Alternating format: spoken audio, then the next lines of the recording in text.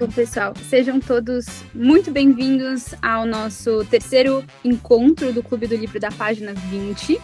É um prazer ter vocês, estou muito feliz. Eu vou falar um pouquinho como que vai funcionar o clube, porque a gente tem duas novas convidadas esse mês, então eu estou muito feliz. Então eu já falo um pouco como funciona, por que eu escolhi a Serena de Pedra e quem é que vai falar com a gente como convidada VIP. O clube, todo mundo fica à vontade para falar quando quiser. A gente tá todo mundo em casa, somos todas amigas aqui. Então, quando quiser falar, só abrir o microfone e, enfim, ficar à vontade, ou quiser debater, ou mandar no chat também, estaremos aqui. Eu escolhi Sirena de Pedra, esse livro para o clube, por conta... Eu acho que, assim, nos últimos 2 meses, a gente conversou sobre livros escritos por 2 homens, e eu achei que estava na hora de colocar uma mulher no clube. E a Lígia Fagundes Telles, ela foi muito importante para a literatura brasileira. Ela foi a primeira mulher a entrar na Academia Brasileira de Letras, nos anos 80, que assim, né, imagina. E ela foi, dos nossos escritores brasileiros todos, no geral, ela foi a que chegou mais próxima de ganhar o Nobel de literatura, mas ela perdeu para o Bob Dylan. Acreditem se quiser. Então, assim, ela trouxe esse impacto muito forte, ela viveu durante a ditadura, até mesmo quando ela estava estudando, ela se formou na USP, em Direito na USP, e quando ela estava fazendo Direito na USP, ela estava na época do Vargas, enfim, ela visitou Monteiro Lobato na prisão, então ela teve uma vida muito, muito interessante, que ela traz isso para a narrativa dela, e ela acaba morrendo em 2022. Então, ela, apesar de ter livros extremamente antigos, como, por exemplo, Serena de Pedra, que é dos anos 50, né, um livro datado, ela morreu faz pouco tempo, então achei que seria interessante debater, e eu acho que Serena de Pedra também traz um tema muito interessante dessa dinâmica familiar, e enfim, de como as pessoas estão atuando. Oi, desculpa. Alguém falou? E vocês estão conseguindo me ouvir bem? Tá dando eco para alguém? Não, tá ótimo. Tá, maravilha. E eu decidi chamar, nesse mês de convidada VIP, a Giovana, que é uma amiga minha. Ela estuda psicologia, está se formando exatamente agora, acabou de se formar. Então, acho que ela traz esse paralelo muito interessante da análise do livro com a psicologia, uma leitora assídua também. Então, temos ela hoje convidada VIP. Gi, você quer falar alguma coisa sobre você? Oi, posso me apresentar um pouquinho? Gente, primeiramente, desculpa a câmera fechada, eu tô voltando para casa, saí atrasada do trabalho. A vida do CLT, né? A gente fica no trânsito, mas daqui a pouco já abro a câmera e a gente conversa melhor. Mas me apresentar um pouquinho, né? Como a Sô falou, a gente se conhece aí da vida, estudamos juntas, tanto na escola quanto no francês. E, bom, sou leitora desde pequena, acho que desde os meus... Acho que eu comecei a ler criança mesmo, mas eu me engatei na literatura lá com os meus 12, pelos Jogos Vorazes, e fui ampliando meus gostos a partir daí. Recentemente, terminei a faculdade de psicologia, então eu sou bacharel, ainda não sou psicóloga, porque meu CRP ainda não saiu, mas se Deus quiser, semana que vem a gente está na entrada. E eu gosto muito de observar... não só as relações interpessoais que os livros constroem, como também o arco de desenvolvimento dos personagens. Eu acho que isso diz muito não só, né, como nós, né, nós pessoas, como a gente interpreta esses personagens, mas também como o autor se coloca, né, o autor desenvolve pessoas, ele cria, imagina essas pessoas. Isso sempre me fascinou muito. Sirena de Pedra é um livro completamente complexo, né, de relações interpessoais e desenvolvimento de personagens, e eu acho que vai ser uma discussão super interessante. A Lígia faz uma descrição maravilhosa, né, tanto no cenário dos anos 50, mas ela também é muito caricata em alguns momentos, então eu acho que é um belo livro, parabéns pela escolha, uma ótima interpretação a gente pode tirar dela. Eu tô chegando em casa, então acho que daqui a pouco vai cair um pouco a minha conexão por conta da garagem e do elevador, mas logo tô de volta, tá bom? Imagina. Então, se você quiser começar puxando aí a discussão, a gente vai falando daí, tá bom? Tá bom, fica à vontade. Eu vou aproveitar, então, a deixa. E, Cris, fala um pouco sobre a gente estava conversando, né, antes de começar a reunião, de fato, sobre o que você achou sobre esse desenvolvimento da Virgínia, se ela é coitada, se ela não é coitada. Fala um pouco sobre isso. Então, eu acho assim que na primeira vez que eu li, eu a vi como a órfã de mãe viva. Uhum. Ela não sabia que o pai dela era o Daniel. E ela odiava aquele ser que a amava também, né? E o Natécio, pelos motivos dele, né? Odiava ela também. Odiava não, ela era a lembrança de tudo aquilo que representava a mãe dele, né? O desamor, a traição, tudo aquilo lá. Mas aí eu via só esse lado dela, coitadinha, menininha, coitadinha. Só que com a Constância, você vê, a maldade dela ali começa, no primeiro diálogo dela ali, que ela já vira para a Luciana e fala assim, você é mulata. Uma criança que não tenha essa maldade dentro dela, não vai dizer isso. E assim, você podia pensar assim, tá, vamos pegar Monteiro Lobato, que agora está... Porque a gente está falando outra época. Outra época, outro tempo, mas ali não foi porque era outra época, outro tempo, não foi falar assim, a mulata maravilhosa do sargento. Não era isso. É mulata no sentido pejorativo mesmo que ela fala. Ali começou a acender uma luzinha para mim, que eu, na outra vez, eu achava assim, só uma maneira de falar, tal, sei lá. Mas ali já tá uma maldadezinha nela também. Não, é verdade. Depois, quando ela volta para a família dela, assim, ela volta, ela tem uma raiva da Otávia, ela tem um ressentimento da Bruna, ela tem um ressentimento de todo mundo que viveu uma vida que ela não viveu. Ela não viveu porque resolveram que ela ia morar com a mãe dela. E ali, quando ela fica com o amante da Bruna, ou quando ela fica espezinhando, ela vai na casa da Falresta lá, nossa, você vê que ela tá ali, ela tá quase tendo um ataque, assim, olha, estou obrigada, porque ela também odiava a Falresta, né? E a mulher tá ali morrendo, acabada, e você vê que ela tá ali com uns requintes, assim, de crueldade, ela tá você quase consegue sentir uma felicidade nela ali. Isso é coisa de pessoa que é má, né? Que é cruel, né? Então, será que ela não é cruel por essa falta de amor familiar? Porque ela ficou ali numa situação que ela achava que o pai não era o Daniel, que a mãe não estava meio louca e tal. Será que essa falta de amor... Estou aqui jogando na roda, hein?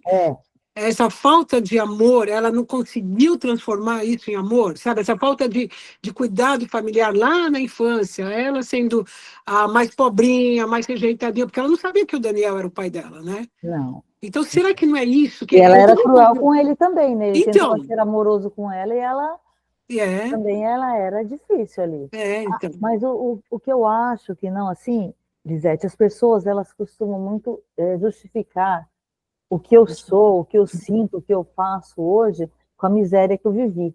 Sim. Só que eu acho que o que eu sinto, o que eu sou hoje, é o que eu fiz da miséria que eu vivi. Não é por causa da miséria.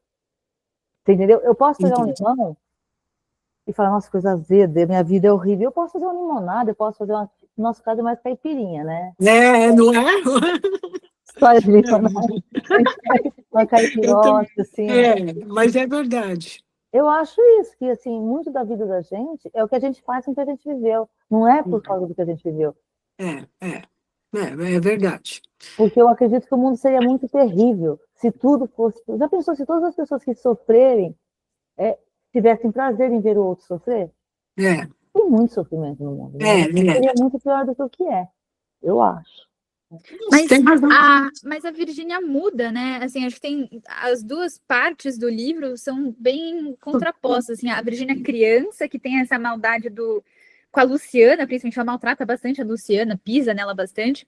Da Virgínia, depois que ela volta da escola dela, né? Que ela volta para a Ciranda de Pedra e tenta se readaptar a esse núcleo. Você não acha que ela tem uma mudança aí?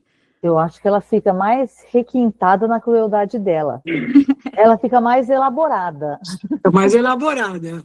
É isso que eu acho. Mesmo ela lembrando da amiga, ela fala de uma forma da amiga de colégio dela lá, você lembra? Ela fala meio com asco daquela amiga dela, porque, sabe, ela julga as pessoas, ela tem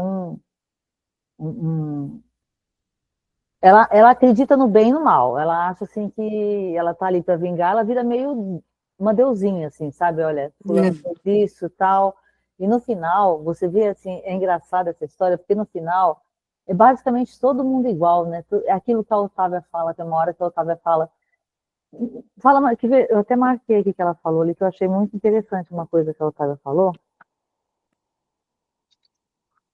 que ela vem e fala, cadê? É aqui. Ela fala assim, que é que você sabe de nós? Que Letícia gosta de mulher? Que Bruna tem um amante? Que Afonso é um pobre diabo? Que Conrado é virgem? Que eu? Há mais coisas ainda, querida. Mas não fique agora pensando que somos uns monstros. Nós somos todos iguais aqui. Até a Virgínia, tipo assim, cada um dentro do seu contexto tem um monstrinho dentro dele. Tem o lobo e tem o cordeiro. É mais ou menos isso aí que a Otávia está falando, né? E aí faz um resumo da personalidade de cada um, de ser exatamente esse monstrinho, essa coisa né, dúbia dos dois, né? Eu acho que até o Daniel mostra isso, porque ela pinta o Daniel de malvado no começo do livro inteiro, todo mundo fala, nossa, ele é o diabo, ele é horrível, não sei o que lá. Sendo que uma das passagens mais bonitas do livro que eu achei foi quando ele fala com a Virgínia, né, mãe? Você até veio conversar comigo sobre isso. Que ele fala para ela e fala assim: olha, eu sou comandante, vou ficar aqui nesse barco até ele afundar. Eu te livro, vai ser feliz, vai viver com teu pai, sabe? Eu Liberou, né? Então, foi um desprendimento ali muito grande, né? Essa parte do livro é muito bonita. É mesmo. Eu acho interessante porque eu não vi a Virgínia como malvada em nenhum momento. Lógico, ela não é boa, mas como malvada não. O que eu vi no comportamento da Virgínia foi uma criança que não sabia o que era ser amada, então como que ela ia saber o que era amar? Né? Como que ela ia saber o que é cuidar do outro? Realmente, ela foi rude com a Luciana, ela foi maltratada, né? Ela maltratou a Luciana, mas eu não vi isso como uma maldade, eu vi isso como um grito de, não sei se dizer socorro, mas era uma criança que estava ali numa situação que ela se sentia excluída das irmãs, do que ela considerava ser o pai, mas ela também estava excluída na situação que ela vivia, então, da mãe, a mãe era completamente inacessível por conta dessa loucura dela, do Daniel, que ela rejeitava, e também da Luciana, que tinha ali uma rejeição mútua, né, entre as duas. Então, eu sempre vi esse comportamento da Virgínia como a criança que não sabia ser amada, e também não sabia amar, e nisso eu vou criar essa parede aqui e eu vou afastar todo mundo, eu vou ser grossa. E aí eu acho que quando ela volta do internato dela, ela aprende o que é o cuidado. Porque ela teve lá a irmã Mônica, que cuidou dela, que a adotou em certo ponto. Então ela volta mudada, ela volta nessa transformação, mas ao mesmo tempo se sentindo rejeitada, porque ela sabe que ela nunca vai fazer parte daquela ciranda, daquela família, ela nunca vai ser filha do Natércio, e ela também rejeitou o pai dela, o Daniel. Então eu vejo a Virgínia não como uma coitada, porque eu acho que ela se bota muito nessa posição de, oh meu Deus, me colocam de fora, mas eu vejo ela muito como a menininha ali que não teve o espaço de fazer parte.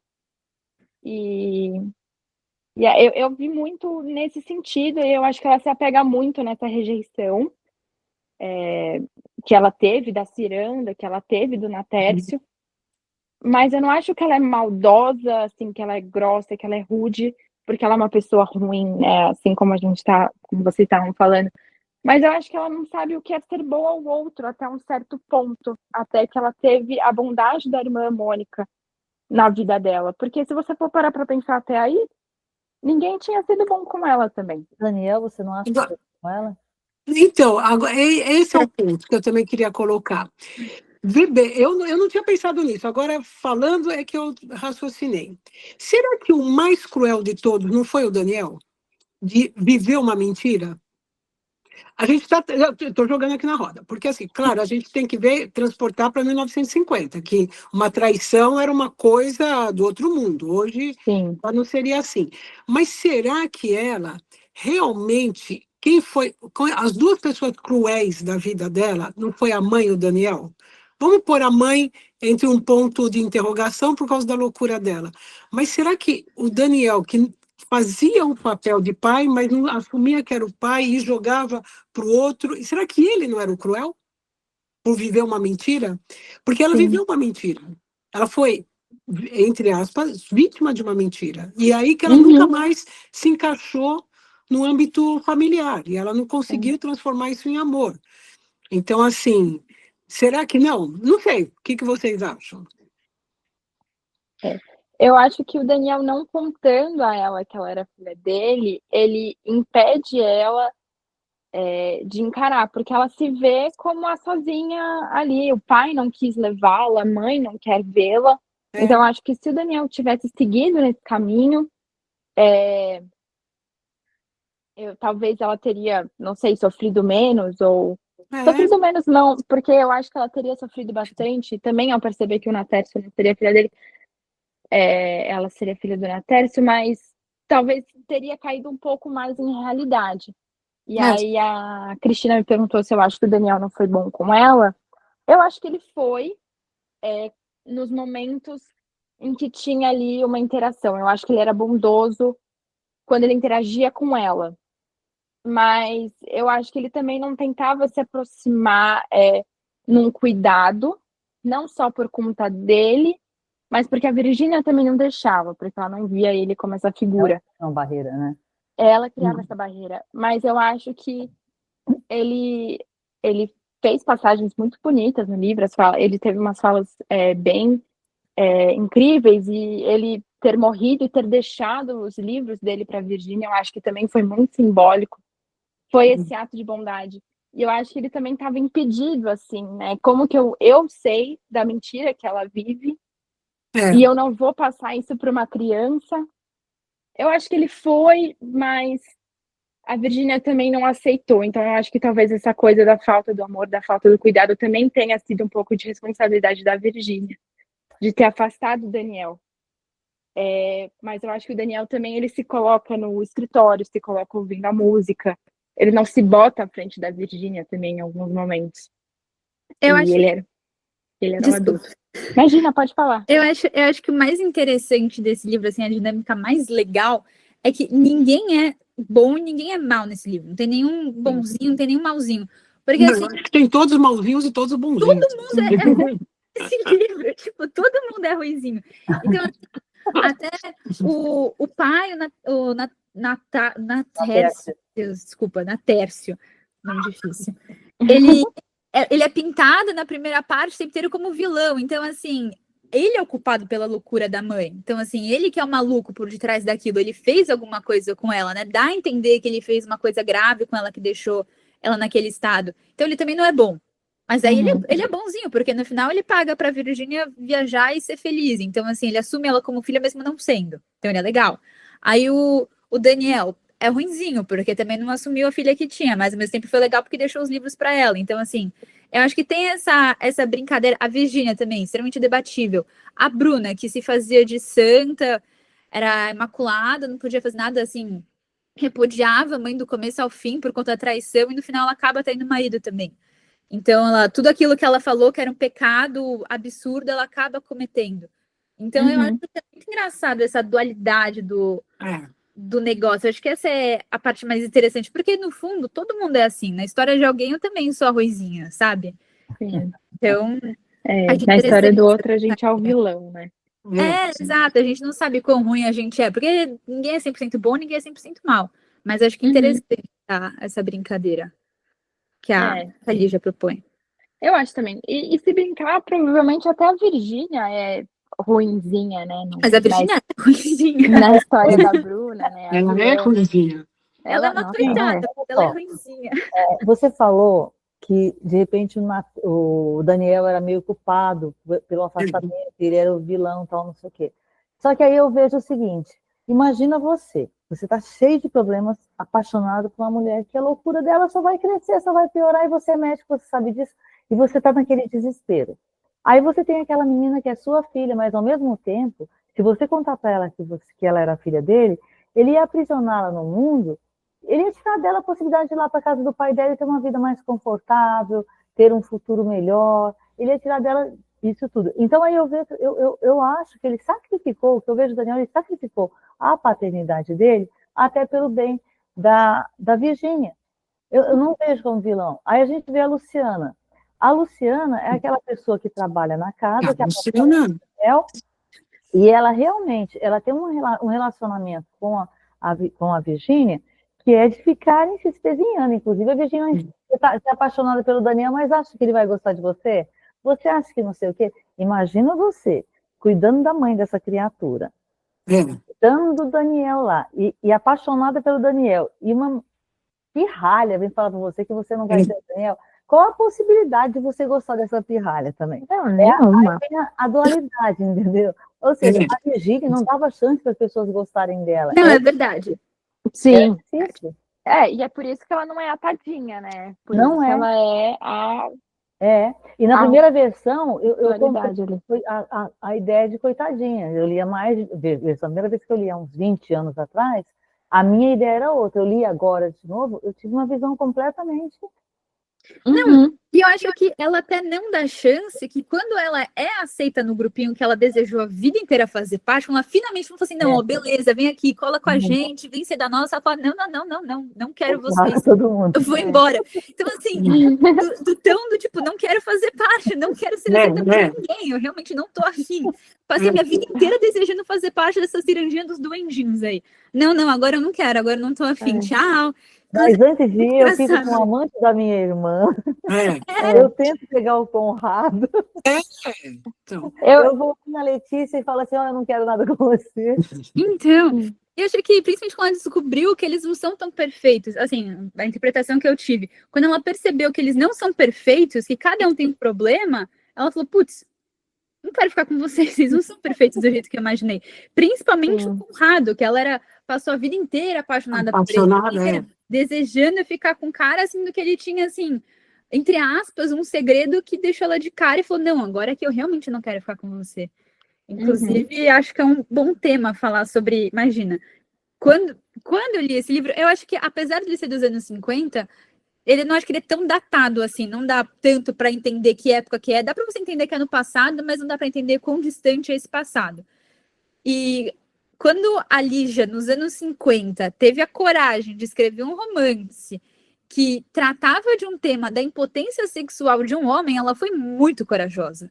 De não só colocar isso no livro, jogar na roda e ter essa interpretação do tipo, putz, sabe? E a minha lésbica também, né? Também, eu estava pensando nisso, o homossexualismo o homossexualismo e essa coisa de impotência, isso é complicado, né?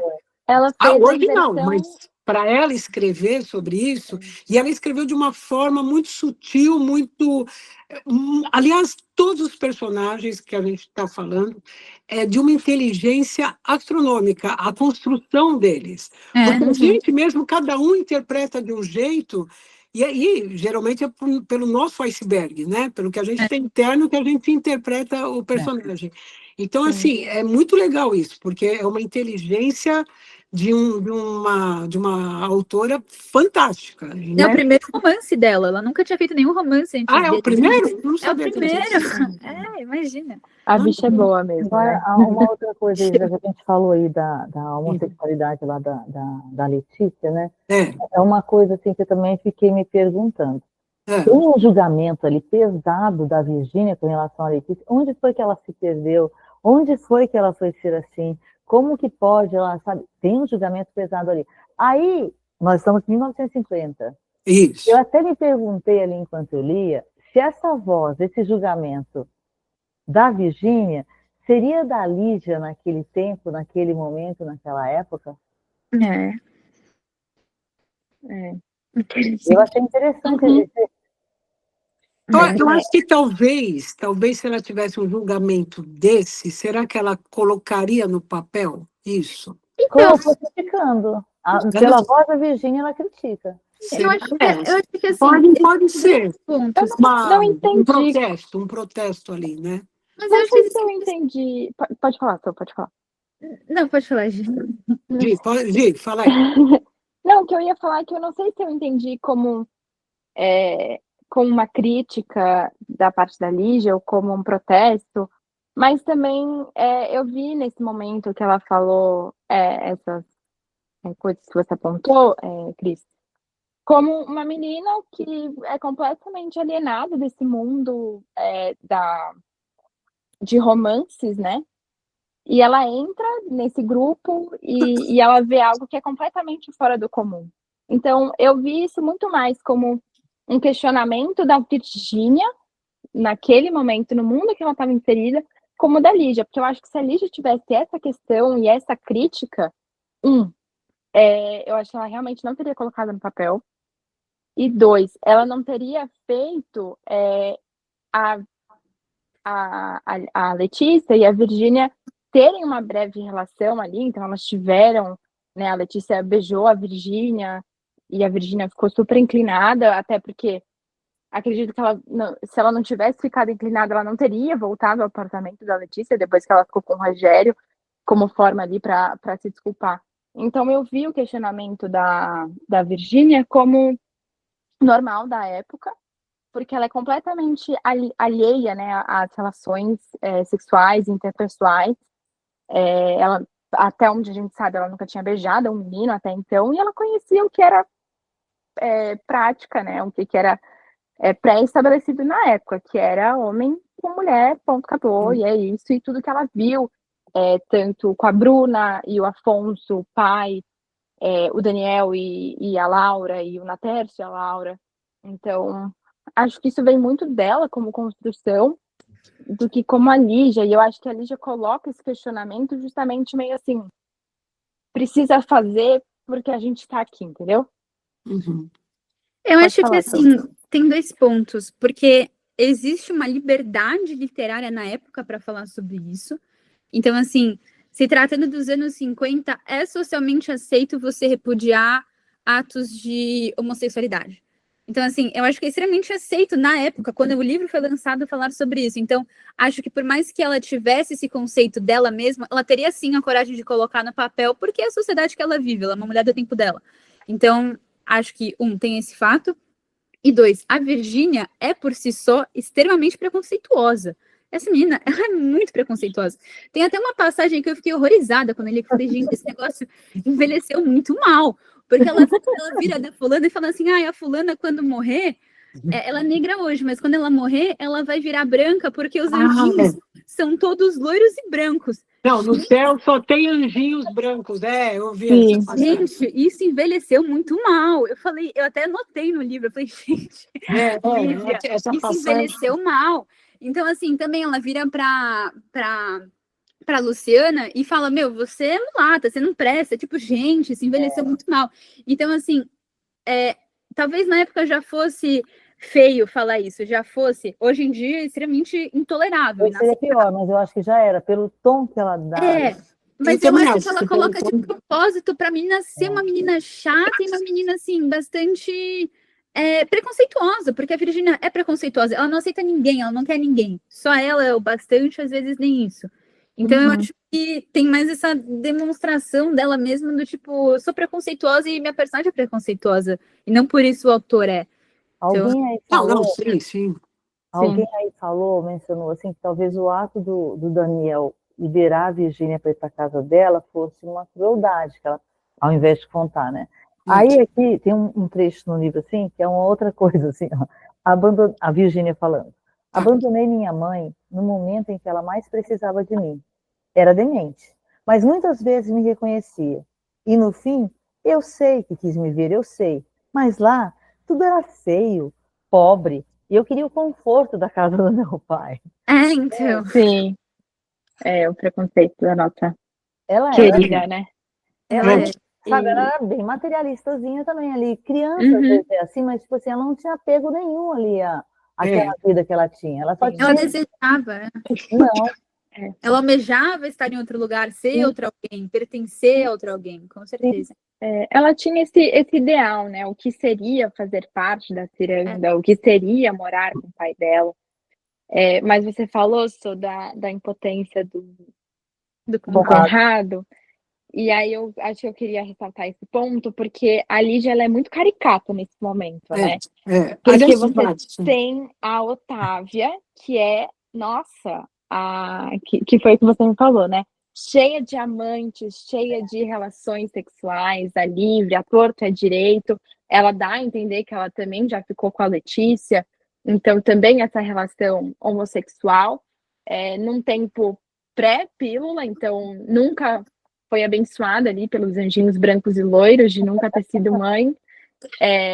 Então você tem essa mulher que é artística, é despojada, ela consegue usufruir do gozo do pai, então, gozo no sentido assim, dos prazeres, do bem-estar. Ela já, na época, já tem idade para casar, já tem idade para procriar, mas não, ela tá trancada no ex-quarto de brinquedo dela, pintando umas coisas nada a ver, sem expor, sem trabalhar. Então ela tá ali usufruindo dos recursos do pai, na época sendo uma mulher já com a idade de seguir, né? Ela já teria meio que ficado para tia, e cheia de amantes, enquanto você tem um homem que fica em casa, né? O Conrado, até onde eu entendi, cuida da chácara, então ele assume essa posição de homem de casa, impotente sexualmente, virgem, e aí eu não sei se ela tentou dar uma vamos sair por aqui, mas ela coloca ele como apaixonado pela Virgínia desde pequena, o que eu achei super estranho. Não só. Então ele coloca ele como apaixonado pela Virgínia, e aí a gente pode observar, então será que ele estava se guardando para ela nesse sentido? Então ela faz completamente uma inversão de papéis, e eu vi isso muito como questionar, assim, tipo, olha só, uma mulher aqui completamente encostada, fazendo várias relações sexuais com várias pessoas, não engravidando, e esse homem aqui, que tem todo o potencial, porque ele é maravilhoso pelos olhos da Virgínia, encostado, né, esperando a pessoa certa, a menina certa, que é a menina a qual ele é apaixonado. E eu acho também que isso entra em outra coisa que eu achei super peculiar. Você falou, da aceitação, né? Que a Virgínia rejeita em fazer parte da ciranda quando ela é aceita. Mas que tipo de aceitação é essa? Ela era pequena, ninguém queria saber dela, ninguém queria falar com ela, deixava ela sozinha, deixava ela lá de canto, literalmente a rainha da coitada Holândia. Mas quando ela volta do internato, já crescida, já bonita, com o corpo formado, completamente intelectual, todo mundo quer dormir com ela. Todo mundo quer ficar com ela. Então, eu não vi essa aceitação como uma aceitação, ai, Virgínia, você é super esperta, você é super intelectual, venha fazer parte do nosso grupo, mas, nossa, Virgínia, agora você é comigo, então você pode sentar aqui com a gente. Então... E eu acho que a partir, que foi até uma coisa aí, conversando um pouco com a psicologia, a gente tem o leitor, que é o Erik Erikson, ele é incrível, ele é principal no desenvolvimento infantil, uma das principais referências, e ele fala muito sobre a importância e a necessidade das relações interpessoais na parte da infância, para você saber quem você é, né? A gente sabe quem a gente é pelo outro e se diferenciando do outro. Então, a partir do momento que ela tem essa ânsia de fazer parte, ela quer entrar, ela quer estar nesse grupo, é porque ela quer se encontrar quem ela quer saber quem ela é. E aí eu acho que quando ela volta, meio que já sabendo quem ela é, por toda a vivência que ela teve no internato, e ela rejeita essa posição, não só quando ela decide viajar, mas quando ela decide ir com o Rogério, depois da ceia da Bruna, ela mostra assim, vocês não me querem pelo quem eu sou, mas pelo que eu sou, que é uma mulher bonita e apresentável. E eu não quero ser colocada nessa posição por vocês. Se é isso que eu tenho que ser para fazer parte dessa ciranda, prefiro fazer parte de ciranda nenhuma. Então, eu vi muito isso, ela ansiando fazer parte, sendo rejeitada, e a partir do momento que ela tem a permissão por ser bonita, ela se rejeita dentro desse mundo que ela está se colocando. E ela consegue se diferenciar do grupo. E ela faz ali, eu entendi como a cisão principal do desenvolvimento dela, tanto como personagem quanto pessoa, que é saber quem ela não quer ser. Que é esse pessoal que nunca tratou ela bem, e do nada todo mundo quer namorar com ela, todo mundo quer fazer amor com ela, todo mundo quer viver uma vida com ela e ter filhos com ela, não sei o quê. Então, eu adorei que ela rejeitou o Conrado, achei demais. E a cena que acho que eu até gravei, deixa eu pegar aqui, o último diálogo que ela tem com ele, que ele pergunta, mas qual é o seu itinerário, Virgínia? E ela fala que ela não sabe, que ela vai viver a vida pelo hoje, e ela fala, Conrado, ao menos é isso que eu quero, já que preciso aceitar a vida, que seja então corajosamente. E aqui que eu entendi que ela junta o Lé com o Cré e fala, bom, eu vou ser essa coitada sempre mesmo, ninguém vai me querer sempre mesmo, só vão querer pra transar comigo, então vamos assumir isso, mas a gente vai ter isso em outro lugar, e não aqui, nessa ciranda triste que todo mundo vive e eu nunca fiz parte. Não sei se faz sentido, né? Acho que eu fui... Não, faz sentido. Faz sentido. Eu acho que até traz um tema bastante interessante que a Lígia traz nesse livro, que é essa liberdade da mulher, porque para os anos 50, as mulheres nesse livro são extremamente livres. Elas, assim, a gente não estranha. Nós, dos anos 2025, achamos extremamente normal tudo que elas fazem, a gente não estranha em nenhum momento. Enquanto eu imagino, na década de 50, quão esquisito devia ser ler esse livro. Então, assim, o que a gente falou, tanto a Otávia quanto a Bruna têm relações sexuais a 1000, num mundo que não existia pílula, e, assim, nunca engravidavam, nunca tinham problema nenhum. Então, assim, sabe, era uma liberdade sexual muito grande que era irreal, querendo ou não. Até a Virgínia, nos anos 50, que pega as coisas dela e vai viajar com o dinheiro do pai. Sabe, a mulher era realmente tão livre assim nos anos 50? Será que uma mulher realmente conseguia se virar sozinha nas Europas com o dinheiro do pai, assim, sabe? Só vou embora, beijo todo mundo, PT saudações. Então, assim, sim, eu acho que essa liberdade que a Lígia Fagundes Telles traz é até meio utópica, assim, né? Não sei se conversa tanto com a realidade da época. Eu acho que não conversa com a realidade da época, mas eu me perguntei se não era uma realidade que a Lígia gostaria de viver. Eu acho que ela queria sacudir a realidade mesmo. Isso, eu acho que tem sacudir a sociedade em todo sentido, essa liberdade da mulher, essa coisa do homem fazer um papel de, vou pôr entre aspas, dono de casa e a mulher fora, que isso também era até hoje, né? Quando você vê que o cara está em casa e a mulher trabalha, a gente fala, opa, né? Imagina lá, naquela época, né? Então, eu acho que ela dá uma sacudida na sociedade toda, essa coisa, esse preconceito de no céu só ter branquinho, não entrar mulato, preto, sei lá o quê, esse preconceito de homossexualismo. Então, eu acho que ela sacode a sociedade. Eu acho que ela quis dar uma sacudida de falar, pô, escuta, isso tudo está aí, é tudo camuflado, então deixa eu pôr isso para sacudir. E muito além do tempo dela, muito além do tempo dela, porque hoje a gente lê, é tranquilo, mas quem é que lia? Que mulher dona de casa ia ler um livro daquele e não ficar escandalizada, entendeu?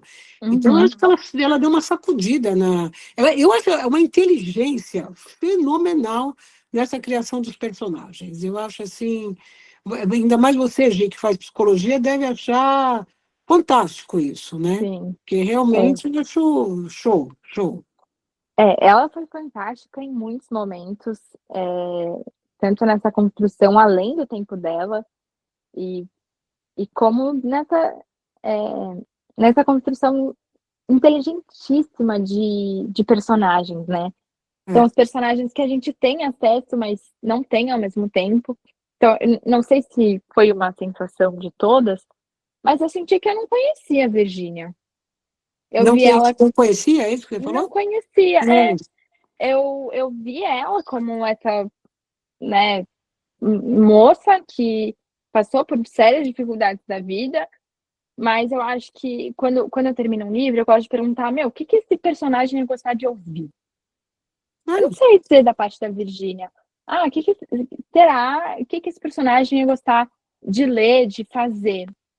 A Virgínia me deixou nesse meio, nessa fumaça, assim, nessa névoa. Então, e eu acho que eu até falei isso, a gente falou sobre isso, né, Sô, que a gente foi almoçar um dia. O livro te deixa nessa névoa, o livro te deixa nessa...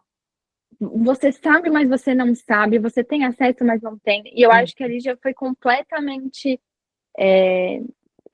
visionária nessas construções, nessas relações. Eu senti muito assim. Eu achei simbólico a Virgínia viajar, a Virgínia se conhecer nesse sentido. Mas eu acho que a gente não teve 100% acesso dela, pelo que ela quis nos mostrar, que foi, nunca fiz parte, meu pai nunca foi meu, e é isso que eu sou, é isso que eu faço, minhas irmãs são umas megeras, e eu também sou, e a minha mãe era doida, e é isso que a gente sabe da Virgínia.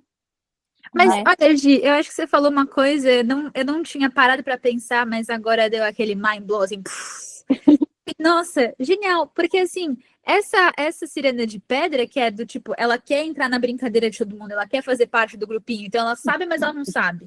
Ela faz parte, mas ela não faz. É exatamente a sensação que o leitor tem com o livro. Eu sei da Virgínia, mas eu não sei. Eu faço parte da história, mas eu também não faço. Então, é uma névoa que perpetua tanto na história, como a Virgínia, quanto o leitor fora dela assistindo, falando assim, tá, mas peraí, eu não sei se eu entendi direito, eu não sei se isso fez sentido, eu não sei. A mãe era louca, mas era louca por quê? Ela falou que tinha um negócio do incêndio do circo, mas isso é real. Então, assim, no teatro. É uma névoa o tempo todo. No teatro, exato, desculpa, confundi. Então, assim, é uma névoa o tempo todo. Eu acho que isso é genial. Simplesmente genial. E sendo aqui completamente simbólica, né? Mas as palavras também trazem muito a interpretação. A ciranda de pedra, né? O que é uma ciranda? É aquele movimento circular que se repete e é contínuo, e você dança, e você faz, e não tem como você entrar, porque ele tá seguindo. E pedra traz aquela coisa assim, como é que uma pedra vai fazer esse movimento? Então, eu entendi como uma ciranda estagnada, mas também uma ciranda fria, uma ciranda distante. Rígida. É uma coisa... Exatamente, Li, uma ciranda rígida. Então, é algo que tem um movimento que flui, então a gente chega perto, mas não chega, mas que ela também tá ali naquela frieza, tá naquela distância, tá naquela névoa, e eu acho que a Lígia é certeira nisso. Então, eu não acho que o livro, por acaso, se chama Ciranda de Pedra. Eu acho que teve todo esse pensamento. Ela volta, né? Na verdade, é esse ciclo da Virgínia, né? Ela vai, ela toda aqui e volta. É a hora que ela volta, entendeu? Né? E naquela rigidez da pedra, né? Realmente, o nome do livro é... Oi, Cris. Uma coisa assim que eu queria colocar aqui é o seguinte. Vocês fecharam que o Conrado virou tipo uma dona de casa que resolveu cuidar da chácara. Só que eu não consegui vê-lo assim. Sabe como que eu vi? Um ermitão solitário. E quando eu descobri o problema que ele tinha, a pessoa que se isolou, porque eu também não estou mais adequado para isso aqui, para o que se espera de mim, para o que querem, para o que eu quero também. Sabe, ele, por exemplo, quando a Otávia fala que ele fugiu dela, ela não sabia se ele estava chorando ou vomitando, ele estava desesperado, porque ele desejou muito a Otávia ali no caso. Assim como depois ele queria a Virgínia também, mas ele tem as limitações dele lá, e para mim ele se isolou ali, sai esporadicamente para algumas coisas, mas para mim, aquele sítio, aquela chácara que ele vive, é como se fosse um claustro para ele, sabe? É onde eu vou ficar aqui isolado, onde eu não quero que ninguém saiba do meu problema, ninguém veja por que eu não vou casar, por que eu não tenho filhos, porque a sociedade de 1950 nem cobrava. O cara que não casava, que não tinha filhos, que não procriava, ele era estranho. Né? A mulher ficava para a titia. E tem alguma coisa errada aí. Também, e aí eu vejo ele mais nesse lugar, de quem está meio que se escondendo. Total. Interessantíssimo. Até porque ele não podia mais fazer parte daquela ciranda onde todo mundo tinha seu papel definido, você viu? A Bruna está casada com o Afonso, ele se trai, ele diz, mas tem ali marido e mulher, aquela sociedade está, né? Estão acatando o que a sociedade espera deles. Apesar de hipocrisia, a Bruna é um retrato da hipocrisia, assim, fenomenal, né? Não, perfeito. Pessoal, estamos agora encaminhando para o fim. Alguém tem alguma pergunta, algum tema que queria trazer para o debate, algum comentário? Não é isso. Eu acho que é isso. Então tá bom. Eu queria comentar, na verdade, eu comecei a retomar a ler livros agora, faz alguns meses que eu voltei a ler livros intensamente. E eu achei muito legal porque eu não tinha vivido essa experiência, porque no comecinho mesmo do livro, ela meio que troca, eu vou falar, são duas pessoas, né? A cabeça dela e ela falando no próprio livro. Então, tipo, é muito interessante como ela faz essa jogada, tipo, muito fluido, e mesmo sem fazer essas pausas intensas, tipo, ela não demonstra que ela tá pensando e que ela tá falando. Ela vai fazendo esse jogo e você consegue entender muito bem. Eu achei isso muito interessante do livro dela. Era só isso mesmo. Tá bom. Não, é verdade. É um ótimo ponto. Eu até, inclusive, eu falei isso quando eu fui convidar a Gigi para conversar com a gente. Falei assim, o livro que eu acho bastante interessante tem esse desafio, porque transita da cabeça e para o livro, como a Virginia Woolf faz isso com maestria. E aí no Brasil a Lígia começou a fazer isso. Então, assim, no primeiro romance dela, que é o Ciranda de Pedra, que tem essa brincadeira, e aí nos próximos livros dela, ela brinca muito mais, você fica 100% confuso. Esse não dá para entender. Mas ela escreveu outro que é As Meninas, que assim, isso não faz o menor sentido. Você fala, gente, o que tá acontecendo? Quem tá falando, quem não tá falando? Porque ela vai mudando da cabeça de cada um, é uma loucura, mas é bem legal, né? Nossa, eu adorei. Achei muito incrível. É bem legal. Você tem algum comentário para falar sobre isso, Gigi? Eu acho que entra muito no fluxo de pensamento, né? Eu teve uma hora que eu me senti, acho que no capítulo que começa sendo narrado pelo Natércio, que ele fala assim, pô, queria falar para ela, mas a gente fica nesse acordo. Eu me senti exatamente dentro do episódio de adolescência, sabe? Ele começa, ele sai, ele se foca. Então ele vai fazendo isso, e esse fluxo de pensamento que ajuda a gente a ter acesso em coisas que a gente não teria se fosse só a narradora principal, como a Virgínia. E eu acho que é só mais um ponto que a Lígia mostra, que ela é espetacular e muito à frente da época dela, que é esse fluxo de pensamento. E muitas vezes eu falei assim, mas quem tá falando? O que ela tá falando aqui? O que ela tá trazendo aqui? E eu acho que isso também é para ajudar a gente a se sentir confuso mesmo, para entrar nessa confusão dessa ciranda, entrar nessa confusão dessas relações transpessoais. E me arrisco dizer, se não também para entrar na loucura da mãe. Então. Todo mundo, uau! Não tinha pensado nisso. Não tinha pensado nisso. Então, acho que ela, mais uma vez, se mostra que ela é genial. E acho que uma coisa também que a gente não comentou aqui sobre o suicídio, né? O suicídio do Daniel, mas também a própria Virgínia. Ela acorda um dia e fala, bom, eu vou me matar. E escreve ali um semi-bilhete de despedida, mas ao mesmo tempo não é. E nesse momento eu me senti muito lendo um livro, não sei se vocês conhecem, que é do Paulo Coelho, que se chama Verônica Decide Morrer. Que conhece? Que é basicamente a Verônica tenta né, se matar, cometer o auto-suicídio, ela falha, mas ela descobre que ela tem uma doença cardíaca ferrada e ela vai morrer dentro de um tempo. E a partir do momento que ela se vê frente à morte, ela fala, mas eu não quero. Mas aí eu quero viver, mas aí o sol nasce bonito, a flor cheira mais. Eu acho que e eu acho que é nisso que a Virgínia se vê. Ela fala, bom, então, vou morrer, vou me matar, porque eu não vou me encaixar nessa ciranda nunca. E aí ela percebe que o mundo não é só essa casa fúnebre, esse túmulo, que a casa é quase como um sexto personagem ali dentro dessa ciranda. E ela vê que ela, então, vou viajar. Que aí, às vezes, dá na mesma, né? Morrer e viajar, às vezes, é a mesma coisa para mim. Ainda mais vou ver. Vou ver não o que tinha acontece. Exato. Então... eu acho que é um livro riquíssimo. A gente podia ficar falando horas e horas aqui. Até a morte mesmo é um tema bastante interessante, né? Porque o Daniel se mata, mas a mãe da Virgínia tem até uma coisa assim, será que ela cometeu uma eutanásia, né? Então, assim... Do que ela morreu? Então, tem esse tema da morte bastante interessante. É isso, muito obrigada por trazer Bela para a discussão. Alguém tem mais alguma coisa? Creio eu que não. Bom, é isso. Mais uma vez, muito obrigada, pessoal, por estarem todos presentes. A respeito do nosso próximo encontro, ele vai acontecer no dia 2 de setembro. Temos um convidado VIP também mega especial, tanto quanto a Gigi, tanto quanto os outros. É um professor de Direitos Humanos da minha faculdade. E o livro que a gente vai discutir vai ser essa belezinha aqui, que se chama Mau Hábito. É bastante interessante, traz uma temática totalmente diferente.